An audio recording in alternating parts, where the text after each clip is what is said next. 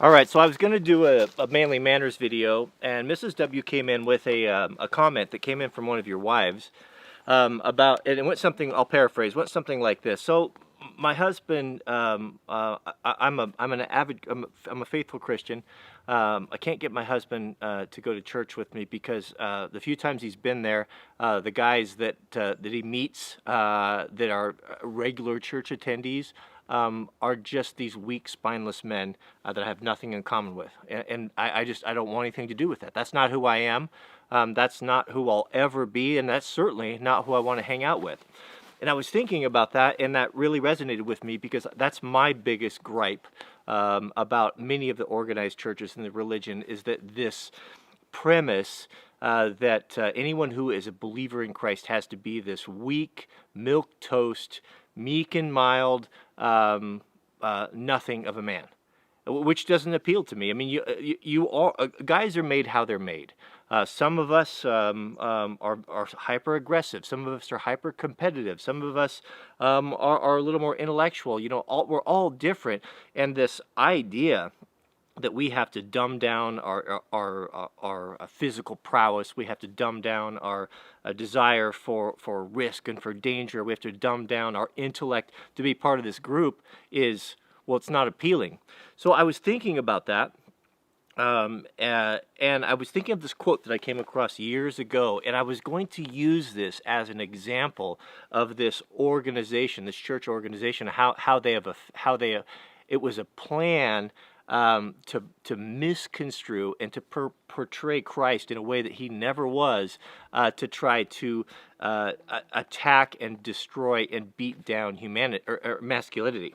And the thing that the quote was, it was something like the church. I was paraphrasing. I was thinking in my mind that the church has been very effective at declawing the Lion of Judah. And if you don't know what the Lion of Judah is, the Lion of Judah is the lineage of what Christ came from, and each of the 12 tribes of Israel was associated with an animal, and Judah was the lion, referring to, it was prophecy, referring to the first and second coming of Christ. So I went in searching this quote, and I realized for all these years that I had been completely wrong about it, that this wasn't a quote that I could use to attack organized religion. It was a quote that was basically saying it like it was. And I read it 2 or 3 times, and I thought, good grief, I had that wrong the whole way. Let me read this quote to you really quickly, and then we'll talk about this. This was from a British writer, a woman by the name of Dorothy Sawyers, that was born in 1893. She died in 1957. She was a British author, and she's the one that penned this quote. Now listen to this. The quote is, "The people who hanged Christ never, to do them justice, accused him of being a bore. On the contrary, they thought him too dynamic to be safe. It has been left for later generations to muffle up that shattering personality and surround him with the atmosphere of tedium." That's some good writing there. "We have very effectively pared the claws of the Lion of Judah, certified him meek and mild, and recommend him as a fitting household pet for pale curates and pious old ladies." What's a curate? A curate is like an assistant to a pastor, maybe a deacon, or all of those non-clergy members that many of the very men that we meet that we disdain, that we don't have anything in common with, and we certainly don't want to be like. Pale curates. I thought that was a good way of looking at it. So, right there, she summed it up. So, what the church has done over the last several hundred years has according to Dorothy, has turned Christ into this tame house pet. I don't mean to be irreverent here. I'm irreverent, but I just don't know how else to say it, and that's very true.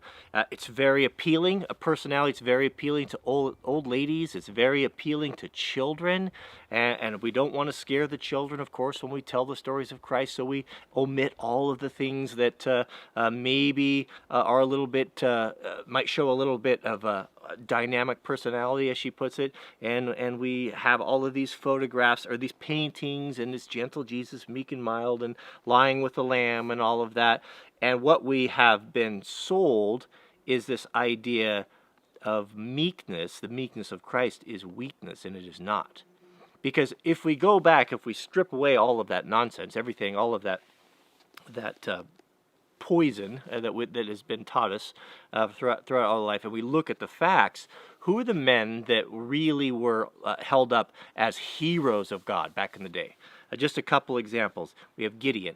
He was a general. We have Samson. He was a mighty man. He was a soldier. We have a man after a man after God's own heart. We have King David, who, even though he did horrible things, had his best friend murdered, and so he could steal his best friend's wife, and hundreds of other things, God called him a man after his own heart.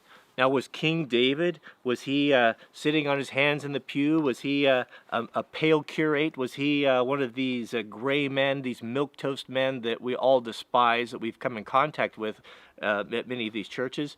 He was not.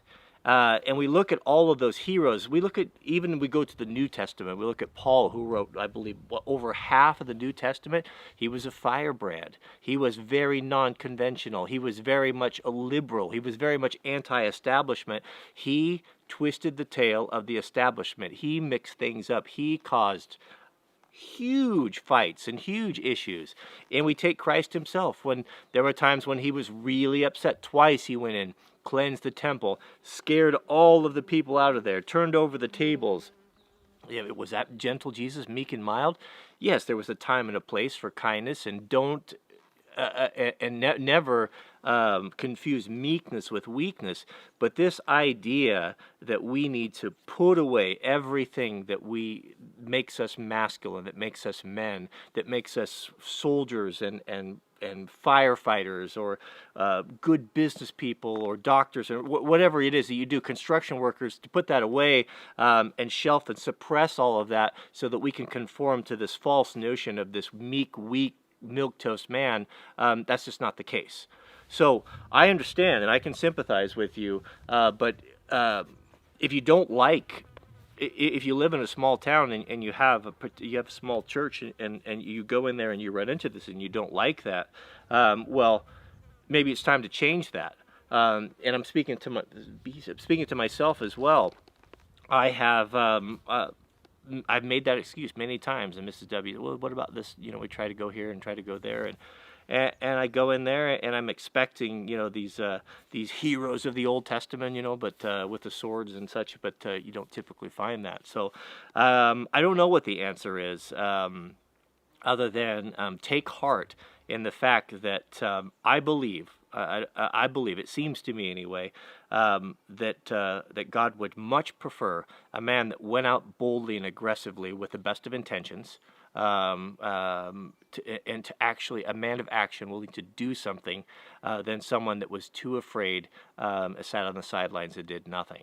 So don't buy into this nonsense. And I've ran into it personally. I'll close with this. My own, my wife and I are members of a denominational church, and I'll tell you what, with the success of this channel, and the number of people that I have the ability to reach, I have heard that they would absolutely love to get me rolled into their program, into one of their colleges, and get become a pastor or whatever, and try to utilize what we've built with this channel to spread their message. But they can't do it. They don't want to do it because I'm not safe for them.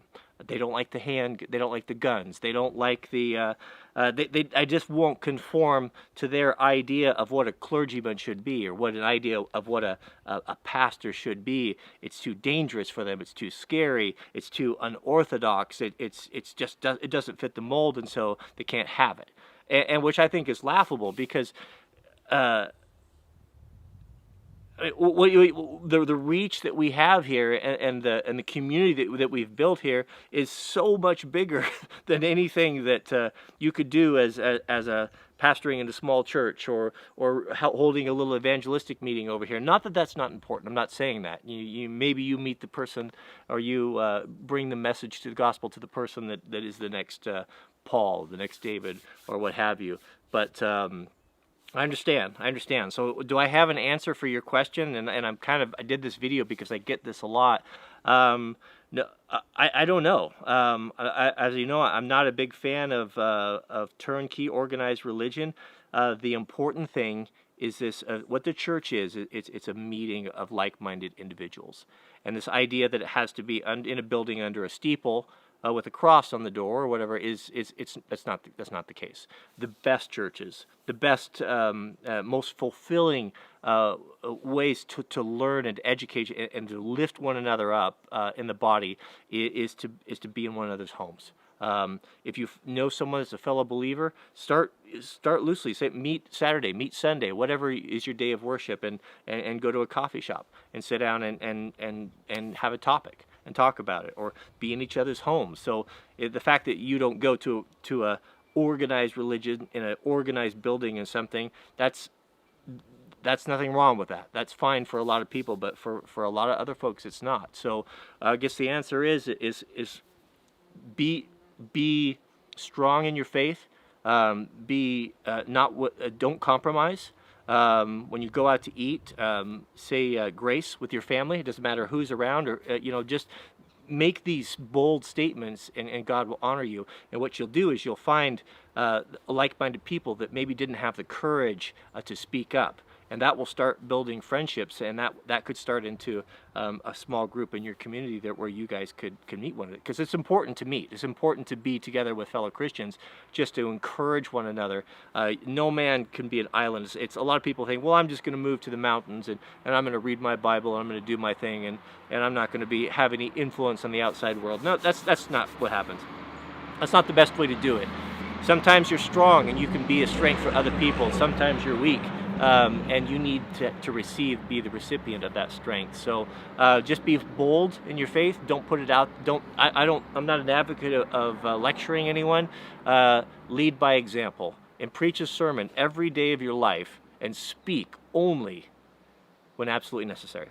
So thanks for watching, and we'll see you guys on the next video.